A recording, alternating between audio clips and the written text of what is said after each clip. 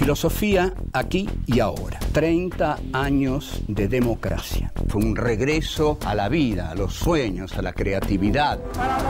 Raúl Alfonsín es la figura de la campaña electoral.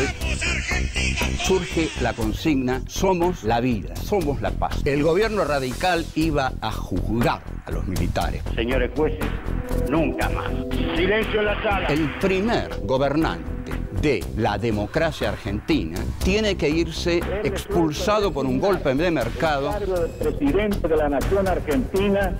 Con Menem aparece el Estado neoliberal. Nada de lo que deba ser estatal permanecerá en manos del Estado. Estado mínimo y mercado desregulado. Todos los argentinos. El neoliberalismo está reñido por completo con la democracia. El estallido de la crisis del 2001. He decretado el estado de sitio. Las corporaciones lo que buscan es la vuelta al consenso de Washington. Con Néstor Kirchner, la política vuelve a la centralidad. La economía es un instrumento de la política. Me sumé a las luchas políticas creyendo en valores y convicciones a las que no pienso dejar en la puerta de entrada de la Casa Rosada. Los políticos no tienen carta blanca para hacer lo que quieren en la democracia. La participación del pueblo es siempre fundamental y bienvenida. Filosofía aquí y ahora. Encuentro 4. Kirchnerismo. 1. Formo parte de una generación diezmada. 2. La integración latinoamericana. 3. El poder de las corporaciones. 4. El rol del Estado y la primacía de la política. Formo parte de una generación diezmada.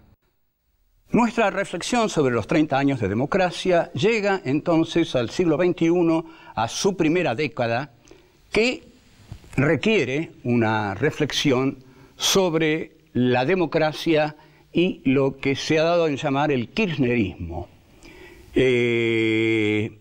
La asunción de Néstor Kirchner con el 22% de los votos se debe a que Carlos Saúl Menem, en la última de sus zorrerías, no se presenta al balotaje. Si se hubiera presentado al balotaje, Kirchner hubiera llegado al 70%. Apenas asume Kirchner, se produce algo que voy a contarles después de analizar un poco su discurso presidencial. El discurso de asunción de Néstor Kirchner tuvo algunos puntos definitivos para muchos de aquellos que lo escucharon. Por ejemplo, cuando dice formo parte de una generación diezmada, a muchos, esa frase les llega al corazón, porque son muchos los que formaban parte de una generación diezmada, negada, injuriada, malinterpretada y en gran medida por los radicales, y también por la izquierda, que era la izquierda peronista de los años 70. A esa línea histórica, no en su expresión armada, sino en su expresión territorial, militante, adhiere Néstor Kirchner, quien dice que los ideales de esa generación él no los va a dejar en la puerta de la Casa Rosada. Entonces, con Néstor Kirchner, la política vuelve a la centralidad. La política vuelve a la centralidad porque al recordar que él pertenece a esa generación diezmada, tenemos que recordar que para esa generación diezmada, la política entendida como praxis que se desarrolla en la territorialidad es lo fundamental. Entonces, lo político, que es aquello que comprende los estamentos del Estado, es distinta a la política. La política comprende la reivindicación de la militancia y el ingreso a la política de sectores populares y juveniles, que es lo que va a ir logrando paulatinamente el kirchnerismo. A su vez, hay una exigencia de una moral de la política. La política tiene que ser moral. Hay un imperativo moral en la política y esto explica el estallido de la crisis del 2001, porque hay un quiebre entre la representación política y lo territorial. La gente no se siente representada por los políticos. De ahí que impulsen una democracia directa y de ahí que larguen esa consigna, que se vayan todos. Que no quiere decir que se vayan todos realmente. Quiere decir que o nos representan o se van, pero tienen que ser nuestros representantes. Llegamos así a las elecciones del 2003 y Kirchner tiene una excepcional iniciativa política. Este dinamismo político de Kirchner le da a la horizontalidad rizomática, digamos, de las asambleas de democracia directa, le da su esquema arborescente. Aparece finalmente el líder en el cual se corporizan los deseos de las bases. La iniciativa que despliega Néstor Kirchner gira sobre todo en torno a los derechos humanos. Deroga el punto final y la obediencia debida, inicia juicios a los represores que son muy mal vistos por la sociedad concentrada de la Argentina, porque digamos que los sectores de la derecha argentina no quieren juzgar a los represores, quieren hacer borrón y cuenta nueva y olvidar eso. Pero Kirchner, al pertenecer a una generación diezmada, va adelante con los juicios a los represores. La relación con el Fondo Monetario Internacional, que había sido uno de los ejes de la sumisión de la Argentina menemista al poder financiero internacional, el gobierno de Néstor Kirchner cancela su deuda con el Fondo Monetario Internacional y ya no volvemos a oír más la palabra riesgo país. Lo que está buscando este Estado es su independencia económica. ¿Por qué? Porque la economía es un instrumento de la política. La economía no puede dominar a la política. La economía es un instrumento de la política. La política tiene que hacer economía desde un proyecto político autónomo, bien diseñado, uno de cuyos niveles sea el económico. Toda economía es economía política. Volvemos. 2. La integración latinoamericana. Kirchner impulsa un viejo proyecto de América Latina, que es su integración. Perón había dicho célebremente, el siglo XX nos encontrará unidos o dominados. Casi nos encuentra dominados y desunidos. Pero a partir del 2003 y ya desde el gobierno de Chávez comienza a diseñarse una unidad de los gobiernos de América Latina, que es una visión compartida por distintos líderes de América Latina justamente. Chávez inicia el camino nacional y popular, y este camino nacional y popular se suma a Kirchner en ese camino y lo dinamiza, porque si algo tuvo Kirchner a lo largo de su carrera es una iniciativa política poderosa. Entonces, América Latina es la primera vez que logra realmente una unión a través de un organismo como el Mercosur, que consigue imponerse al ALCA, que es el que quieren los norteamericanos y la derecha de América Latina. Entonces, América Latina, por primera vez, se atreve a ser un bloque autónomo enfrentando a los Estados Unidos. Este bloque autónomo, a su vez, fortalece a cada uno de los países. El Mercosur va a impedir, y esperemos que siga impidiendo, cualquier experiencia loca, cualquier experiencia desestabilizante en cada uno de los países, porque los países de América Latina ahora están muy unidos. Hay un frente interno que se opone a lo externo, al frente externo que implica el occidentalismo capitalista. Entonces, el frente interno se expresa a través de el Mercosur y las relaciones entre los distintos países. Es lo que podemos llamar el Frente Suramericano. Es, creo, uno de los hechos más importantes de la historia de América Latina. Esta unidad, por supuesto, es atacada por la derecha, porque no le conviene. Y porque la derecha, no hay que olvidarlo, no es la derecha de por aquí. La derecha es algo mucho más complejo que llega hasta el imperio, que se expresa en cada país a través de la embajada norteamericana. Hay una charla de Rafael Correa con Julian Assange donde le cuenta un chiste político viejo, que para él es nuevo, bueno, no importa, él, que dice que se lo contó Evo Morales, que es así. ¿Ustedes saben por qué no hay golpes de Estado en Estados Unidos? Porque no hay embajada norteamericana. Entonces, las embajadas norteamericanas se unen a la derecha en todo el cono sur. Hay una cumbre de las Américas que se hace en Mar del Plata en 2005 y que es decisiva. Viene nada menos que Bush para imponer el ALCA, que es el Tratado de Libre Comercio.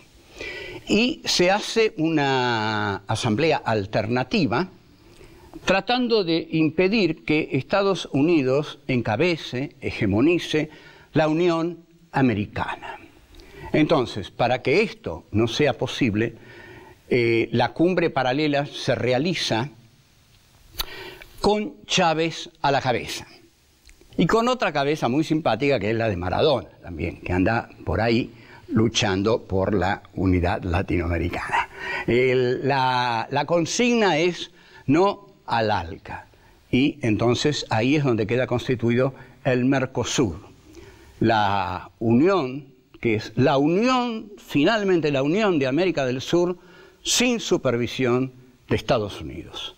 Esta unión de América del Sur es un sueño de 2 siglos que tiene grandes figuras como Bolívar, por ejemplo, y no vamos a nombrar a las otras, Manuel Ugarte, Felipe Varela, etcétera, etcétera, que han sido íconos de este sueño de 2 siglos, unidad de América Latina. Lejos de estar fuera del mundo, como la derecha amenaza, siempre que la Argentina intentó un camino propio, la derecha le dijo: van a quedar fuera de la historia, van a perder el tren de la historia, porque para la derecha hay un tren de la historia que está marcado por las naciones imperiales. Y los otros pueblos tienen que seguir ese tren de la historia como vagones que van detrás. Ya Hegel, el gran Hegel, dijo que hay pueblos sin historia, que hay pueblos fuera de la historia. ¿Por qué están fuera de la historia? Porque no tienen un contacto profundo con los pueblos que hacen la historia, los pueblos civilizados. El mayor logro de Néstor Kirchner es salir de ese mundo imperial y buscar la creación de otro rumbo posible.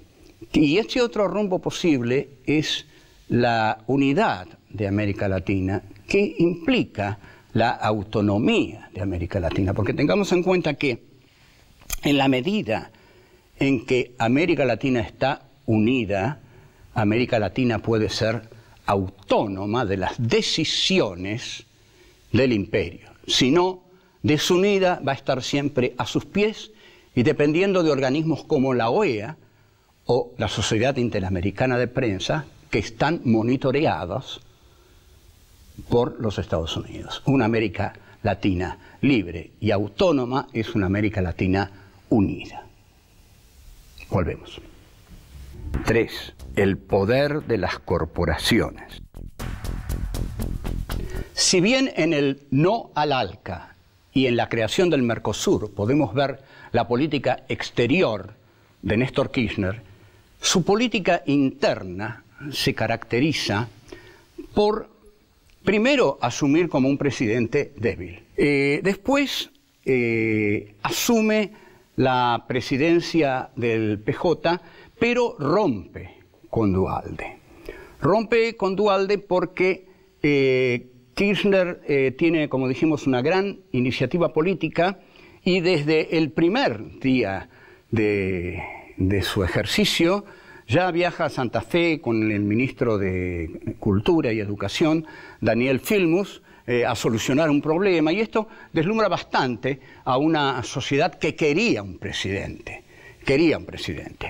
La otra política que lleva adelante Néstor Kirchner es una política de industrialización del país, de redistribución de la renta nacional, para lo cual se produce entonces el llamado conflicto con el campo, que el campo no es una entidad cerrada en sí misma, ni el campo tampoco pertenece a los propietarios de tierras, porque el campo pertenece a la patria, pertenece al país.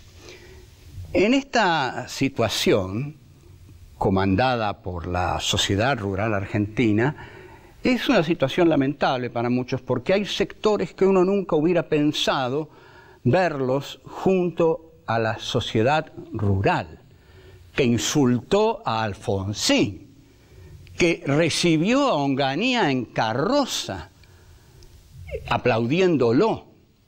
Entonces, a todos aquellos que acompañaron a los capitostes de la sociedad rural, habría que recordarles una concepción como para manejarse en la política argentina, que es la siguiente: donde está la sociedad rural, si usted quiere ser de izquierda, progresista, lo que sea, no tiene que estar usted. Está claro, ¿no? Porque la sociedad rural no es nada de eso. La sociedad rural es ese conjunto de ganaderos y agricultores que agravió a Alfonsín, homenajeó a Onganía y está siempre contra los gobiernos populares y estuvo al lado de todos los golpes de Estado. Bueno, esto se ha dicho, pero ¿qué pasó con la 125? Ahora, ahí empieza una fuerte agresión de los medios contra el gobierno de Kirchner, que es muy difícil de soportar, porque los medios, los grandes medios, son grandes grupos monopólicos, y al monopolizar el poder, monopolizan la emisión de la verdad.